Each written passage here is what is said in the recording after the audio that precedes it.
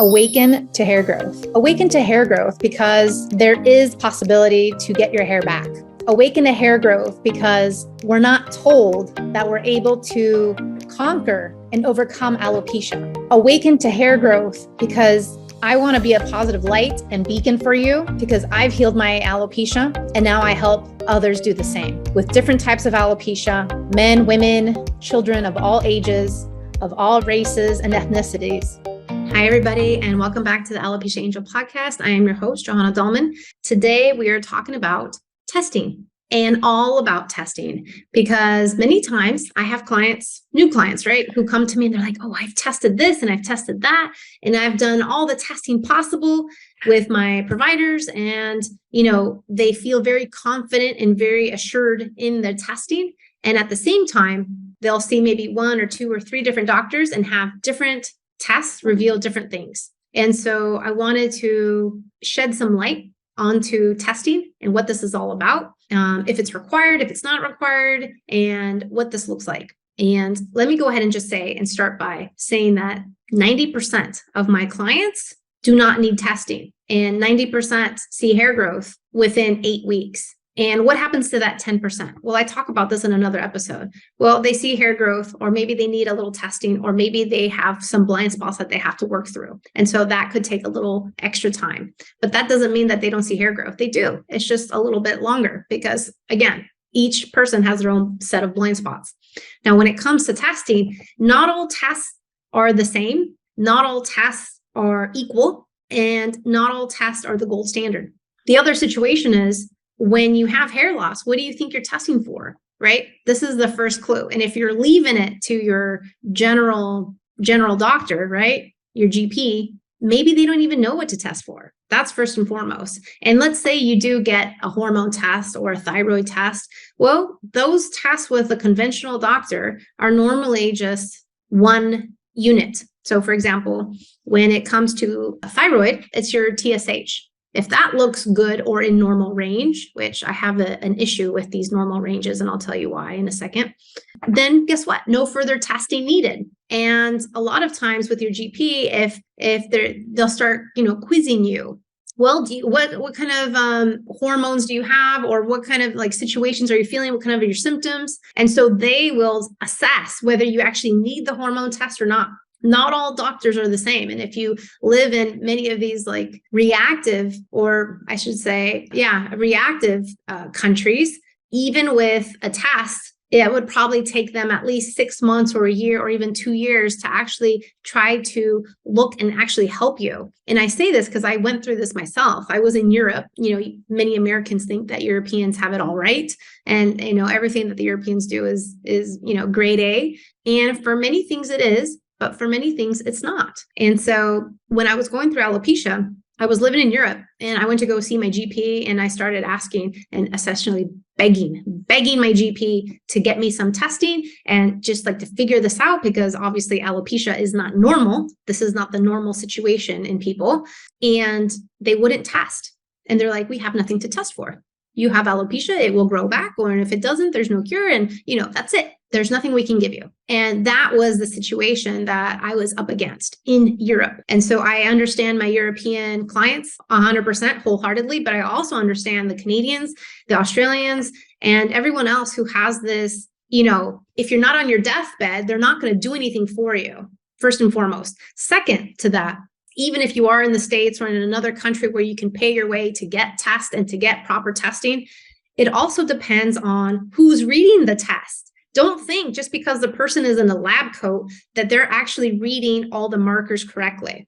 And I say this because I got extensive testing done. Literally, I had more than 30 vials of blood taken and drawn from me this one time in Denver. But then there were markers that should have caused a red flag. And the practitioner, my doctor, my GP, didn't say anything. They're like, everything looks normal. Next. And so a lot of times it's also if you are testing, who's looking at the test, and do they understand what they're reading? And are there any red flags? And so this, again, is where you need to get educated and to really understand what to look for. Right. And so I go over testing inside my program. I go over what's needed, what's not needed, who needs it, and when. because testing is not the end all be all. And I say this because I also have doctors who do my program. I also have pharmacists and nurses and people who have access to testing do my program. And yet they still have hair loss. And yet they still are dealing with alopecia. And yet they're still dealing with massive clumps, even if they are a functional medicine doctor. I've had them in my program. This is all to say that just because you are a doctor, just because you have the credentials, just because you have access to testing, whether cheaply or free compared to the regular citizen, it's still not the end all be all. There's still more to it. Testing is not everything. And I say this because I healed without testing. I tested a bunch of stuff. And I will say that I tested a bunch of stuff and everything came back normal. And everything was told that, oh, you're fine, you're normal, you're healthy. And I was also, as I look back now with more of an expert eye, now I can see the red flags that were there,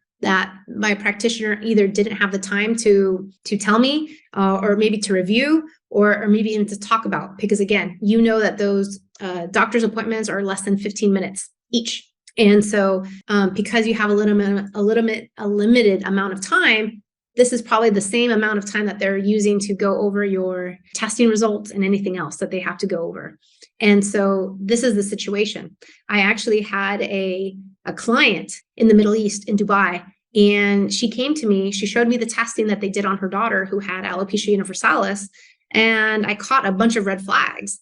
And I asked her about it. I was like, this is done, a year ago, but yet they caught this, and this, and that. And I was like, if you don't take care of this situation, this will lead to something worse. And, the doctor said it was fine. The doctor said because she had no symptoms that she was okay. And this is not, it doesn't sit well with me.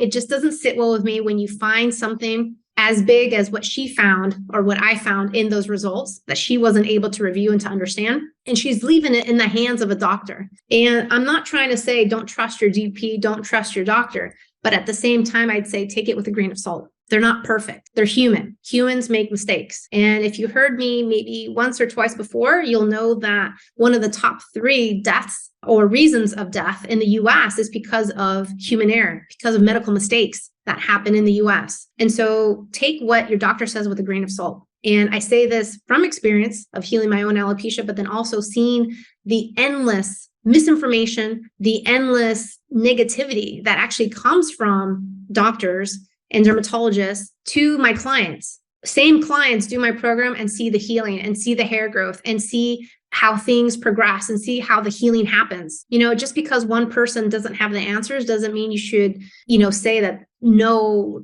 options are available or that nothing else can be done. Like this is very hurtful on various levels to, psychologically, emotionally, physically, which, when you hear such negativity, you leave that office distressed even more than when you showed up, which is already distressful because you have a huge situation like hair loss. And again, it's more than hair. It really is more than hair. And I can't express that enough because I've lived it and I've gone through it. So testing, first key takeaway, it's not the end all be all. Second, not everyone needs testing. Third, I healed without testing. And a lot of my clients heal without testing. It's very normal. You can heal without testing because many times, again, you have this, okay, if you are going to test, it's got to be strategic. You got to know exactly what you're testing for, who's looking at those results, and what that next step is. But you have to know beforehand what test to look for you, right? Because it's not one size fits all. You have to see what test is good for you. And this is all comes up in the evaluation. This all comes up, like all the dirty stuff that was hidden underneath the rug, it all comes up, all of it. And because it does, this is where I'm able to say, you might need this testing, but let's wait. Or you don't need testing, let's do this. And so this is where really the program is super strategic and it's inclusive to you, only to you. It's not a one size fits all. And so the testing can be necessary, but a lot of times it's not. And so that's first and foremost. And understand that once you do get the testing, what type of test is it? Is it a test that only looks at 1 or 2 things, or is it a test that looks like at a full spectrum of things? And also, so that's one thing. Also, what type of test is it? Is it in terms of, is this like a low end, cheap, like economical type of test, or is this the gold standard of testing? Right. So then we also have that next level of hierarchy. The other hierarchy or the next level to really understand the testing part is who's reading the test, who's reading it. Is it a nurse practitioner? I've got nothing against nurses and nothing against nurse practitioners, but because I like to grill and ask a lot of questions, I also want, someone who'll be able to answer them. And a lot of times nurse practitioners don't have the answers.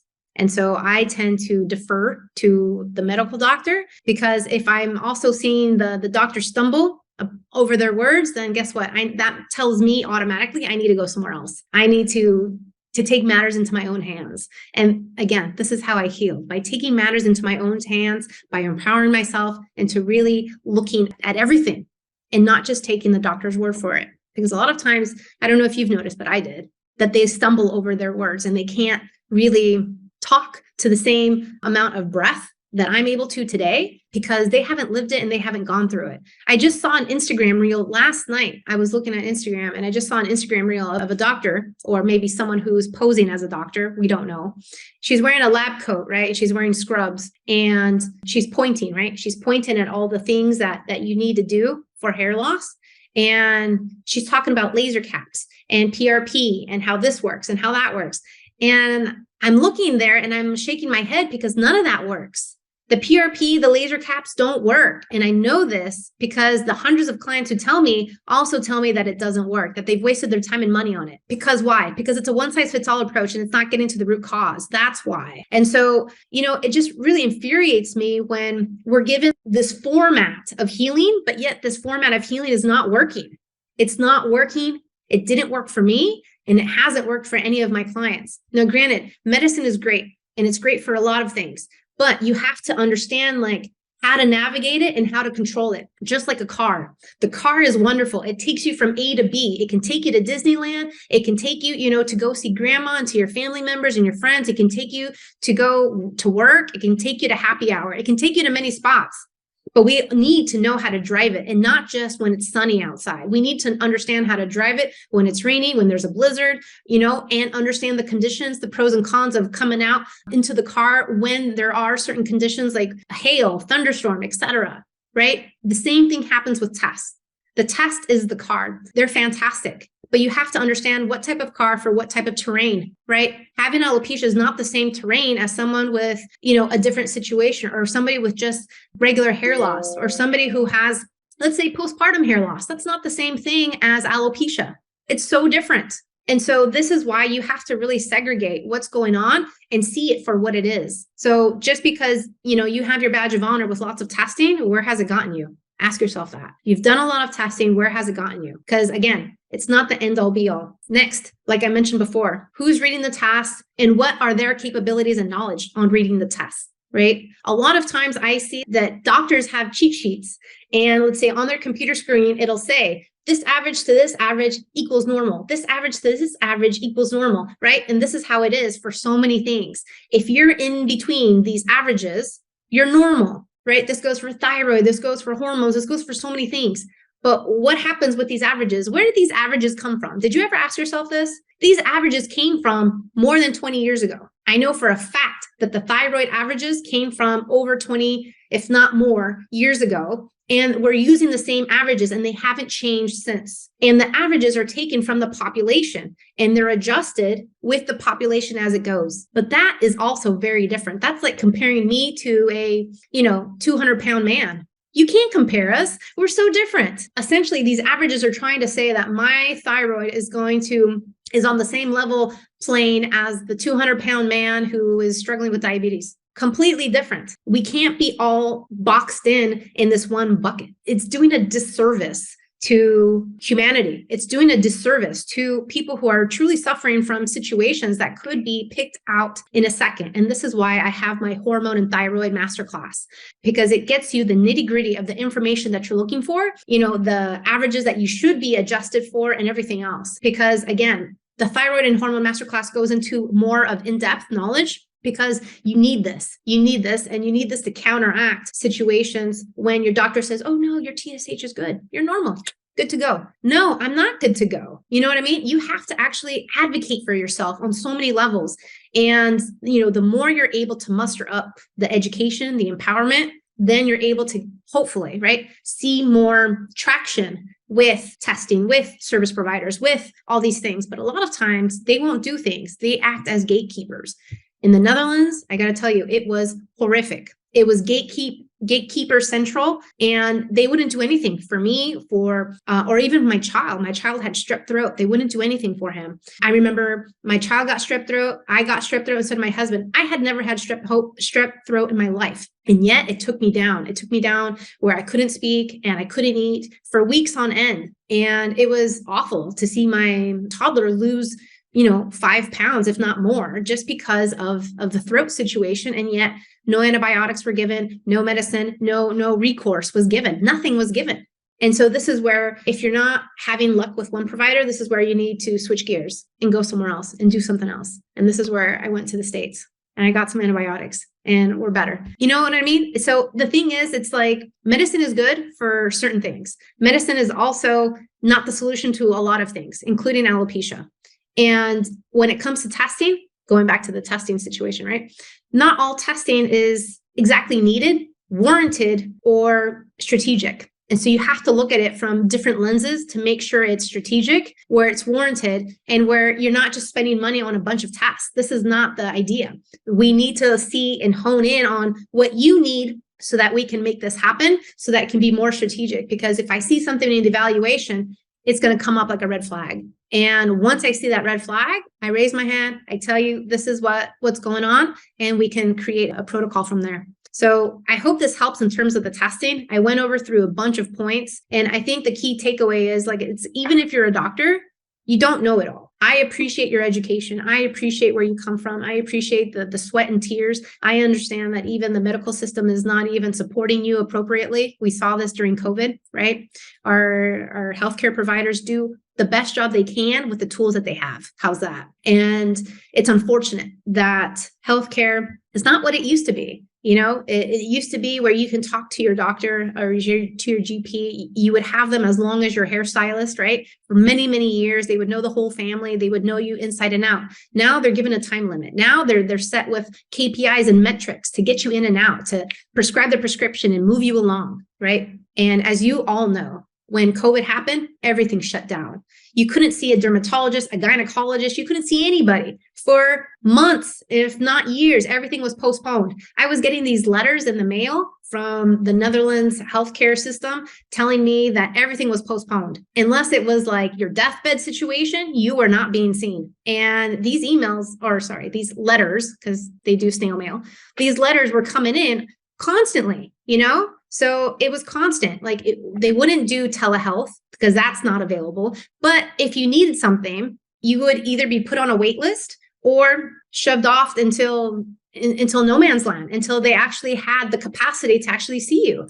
I have friends who were doing fertility treatments and they were on a wait list. The shortest amount of time was 1 year. 1 year. And this is in the Netherlands, happening today, 2023. So this is what's going on in the world since COVID and even before COVID, because this is just leading up to it, where the capacity, the possibilities are not as great. And this is where we really need to take control of our own health, of our own hair, of our own situation now, because waiting for a dermatologist appointment, waiting for someone else to do things or to decide something or to recommend something is going to be too late. It's going to be too late because what's happened normally with hair loss is that it goes from 0 to 60 real quick. And maybe for some of you, it's been in cycles where it grows in, it grows out, it grows in, it grows out. But then with each cycle, it's gotten worse. With each cycle, you can't cover it as much. With each cycle, progressively worse. And it gets to the point where now it's messing with your day-to-day. Now it's messing with your work. Now it's messing on how you show up in life. And this is something that, you can't take lightly and you can't take with a grain of salt. And so when you're looking for something serious and you want to take action, and then of course, nothing's available to you, right? Because then the next appointment with a dermatologist is 8 months from now. And this is why understanding the knowledge, the backside of so many things, including testing, is so important, but then also understanding on how to heal yourself is so powerful, because it all starts with you. It really does. And this is what the Hair and Heal program strives to do with each and every one of our clients. We empower you with education, knowledge, tools, and the strategy to get results in less time. And this is why we're able to see on average less hair loss in 2 to 4 weeks, more hair growth in less than 8 weeks. And we're able to see things happening now instead of waiting, because waiting offers nothing. Waiting keeps you at a standstill. So I hope this has helped a little bit when it comes to testing. There are so many factors. As you can see, my brain just like works really fast. And you can also see that, testing is not just black or white. It's not like you pass or fail. There's so many variables to it. And you have to look at this with like a very intrinsic eye, because again, things are missed. Things are missed because unfortunately, yes, you are just a number to many, many situations when it comes to your healthcare. It's turned into that. Yes, you only have 10 minutes. If not, on the average, it's 7 minutes in the US. 7 minutes. I can barely get a podcast out in 7 minutes. So imagine that, 7 minutes in and out. It's horrible, but this is the facts of what we're dealing with and how we're living, and the change has to happen. But until it does, it's up to you. It's up to you, and it's in your hands. Everyone has this possibility to heal. Everyone has the opportunity to get moving today and start now. So I welcome you. Anytime you're ready, contact us. hello@alopeciaangel.com. We're here for you. I'll talk to you next time. Thank you. Take care. Thank you for listening to the Alopecia Angel podcast, a positive light in healing alopecia. You can do this, and we can help. Spread the word that reversing alopecia is possible by telling your friends and family.